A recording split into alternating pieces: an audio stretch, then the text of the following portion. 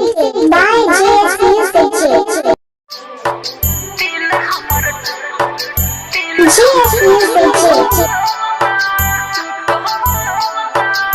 JS Music को subscribe करना ना भूलें। DJ जितेंद्र का मोबाइल नंबर है 8888440621।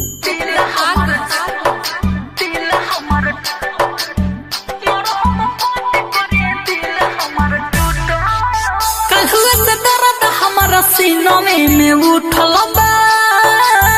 मोर हम पट करे दिल हमर टूटल बा कलहुए से दर्द हमारा सीनों में उठल बा मोर हम पट करे दिल हमर टूटल बा रहुए दवाई करी जनयोर घाई करी रहुए दवाई करी जनयोर घाई करी देखी ना हमारा खातिर लोग के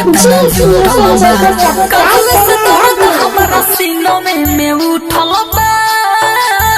मोर हम पट करी दिल हमर टूटल बा कलहुए से दर्द हमारा सीनों में उठल बा मोर हम पट करी दिल हमर टूटल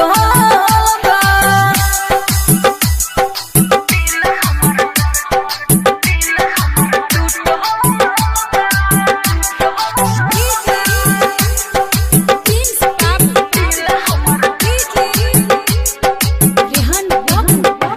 DJ जितेंद्र का मोबाइल नंबर है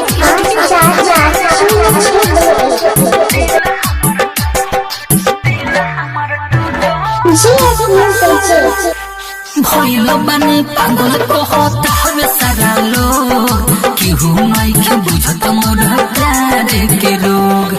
भइल बानी पागल कहता हवे सारा लोग केहू नहीं के बुझत मोर प्यार के रोग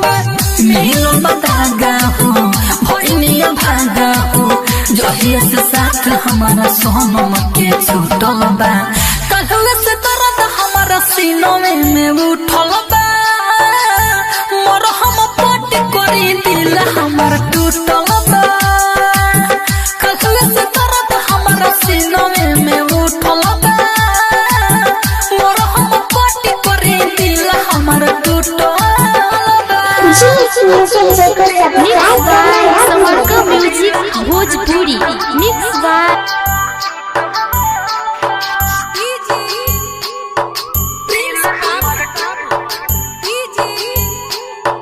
रेहान बाबू DJ जितेंद्र का मोबाइल नंबर है 8888440621। जितेंद्र के निकलता चीख गुडू गोलो देन बड़ा भइल तो कलीफ जितेंद्र के निकलता चीख गुडू गोलो देन बड़ा भइल तो कलीफ छोट संग चल गई पल में बदल गई हम के न पता रहे के कैसे उठल बा कलहुए से दर्द हमारा सीनों में उठल बा मोर हम पट करे दिल हमर टूटल बा कलहुए से दर्द हमारा सीनों में उठल बा मिक्स बाय सवारका म्यूजिक भोजपुरी मिक्स बाय